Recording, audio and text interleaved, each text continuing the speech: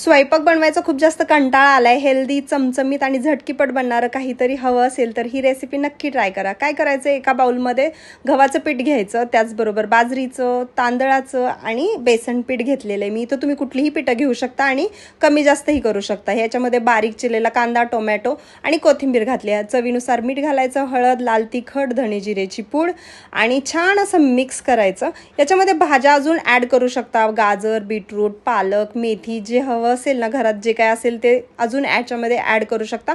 पाणी हळूहळू करून याच्यामध्ये घालायचं. आता तुम्हाला खूप जास्त असं कुरकुरीत वगैरे हवं असेल ना तर अजून थोडंसं पाणी घालून याचं बॅटर थोडंसं पातळ बनवू शकता. आणि तव्यावरती तेल टाकून हे सगळीकडे असं पसरवून घ्यायचं. वरची साईड थोडीशी ड्राय झाली की मग नंतर याच्यावरती अजून थोडंसं तेल टाकून छान ही बाजू पलटून घ्यायची.